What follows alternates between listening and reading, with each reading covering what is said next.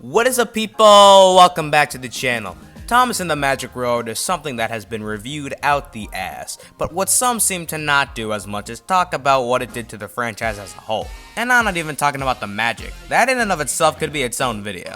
But with that out of the way, let's get started with yet another cracked out installment of Let's Talk Thomas.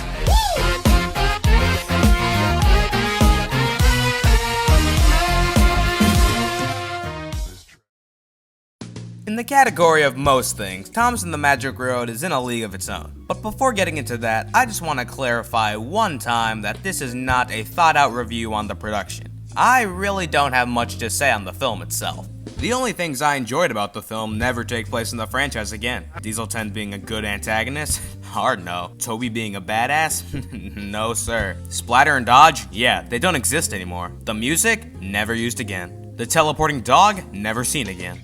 In the means of the special itself, I really don't have much to say other than what everyone else has already said. But of course, this video harks on something much more than the special. So, let's proceed. I tend to put Thomas and the Magic Road in a separate category from the other feature-length Thomas productions, mainly because of what it's labeled as. These are specials. This is not. Thomas and the Magic Road is an 85-minute long production utilizing live famous on-set actors shown in theaters worldwide and promoted literally everywhere, whether it was a commercial on live TV or billboards. Thomas and friends didn't start their feature-length cinematic career with a special. They started with a movie.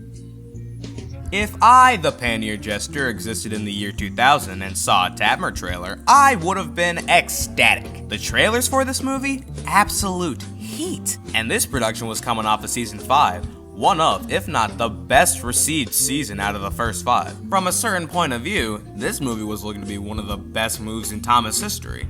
But that really could not be further from the truth. Being 100% honest, in the grand scheme of things, the plot of Tatmr doesn't matter. The characters don't matter. The convoluted conspiracies, I've literally never cared. In the big picture, the only thing that's ever mattered is the money. When people talk about movies in specific, a term that is bound to show up is box office. Basically how much money a feature-length film has acquired through any source of income.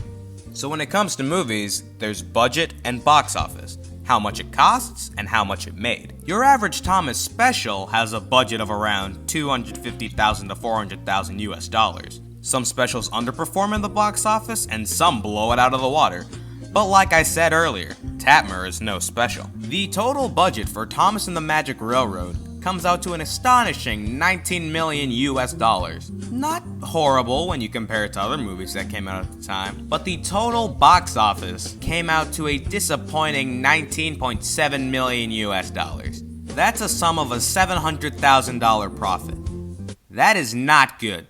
Now, while 19.7 million US dollars seems like enough, especially for funding the needs of a show as down-to-earth as Thomas the Choo Choo Train, you gotta account for what it has to pay for. First off, it has to pay off its budget, so that's already 19 mil down the drain. It also has to account for the actors, the script writers and editors, and additional expenses. With all that to account for and $700,000 in additional purposes, it just simply didn't cut it. Well, at least it didn't until they made improvisations to fill the expenses. And before someone says it, Tatmr didn't do bad in the box office because it was a bad movie. I mean, it's not good at all. But the fucking B-movie made over $140 million in profit at box office. Now, can I say this as a fact? No, I cannot. But I think the reason Tatmr did so bad in box office is, well, simply because it was made too early. Thomas and Friends is made for a very specific audience. It isn't something like WALL-E or Shrek, where no matter who watches them, someone's gonna find something they like about it. Now, of course, there was nothing wrong with the audience of Thomas and Friends at this point. It simply just wasn't big enough to fund something of this nature. I think the writing staff put a bit too much faith in the loyal fan base of Thomas and Friends. And what was meant to be Thomas's big break ended up being an overwhelming financial bust. So, what have I covered thus far? Well, Strike 1 was going over Tatmr's uninteresting nature and standout qualities. Strike 2 was going over how it trumped in the box office. And now we've made our way to Strike 3. What it did to the show. Now, I'm not trying to harp on what Tatmr brought to the show. Frankly, I don't exactly feel like opening that can of worms yet, but mainly want to bring out what Tatmr took away. As a result of the commercial flop, Britt Allcroft, otherwise known as Tatmr's head writer, was demoted to take care of minor responsibilities done by an executive producer. As for David Mitton, he turned a new leaf as a camera operator and a script consultant. But with the other half of his dynamic duo down and out of the lead, things were truly never the same. I'm not even gonna try to list the essay's worth of information that changed from seasons 5 to 7, but what I will say is it was enough for Allcroft to show herself to the door shortly after the production of season 7, with Mitton falling not far behind, leaving shortly after the production of season 8. Thomas had truly turned over a new leaf, being bought by Hit Entertainment with an even newer cast of writers and a boatload of new marketing schemes. It looked as if no one was really gonna miss the old directors anytime soon. Of course, there were bumps along the road to this path, but the ultimate starter of this domino effect was Thomas and the Magic Railroad. So, what exactly have we learned? Well, in terms of Thomas Media, Tatmr definitely offers some of the most to talk about. Just imagine if it actually did well in box office. Would season 6 and 7 have a season 5-esque to them? Would Mitton and Allcroft have stayed on the show even after the switch to Hit Entertainment? Who can say for sure?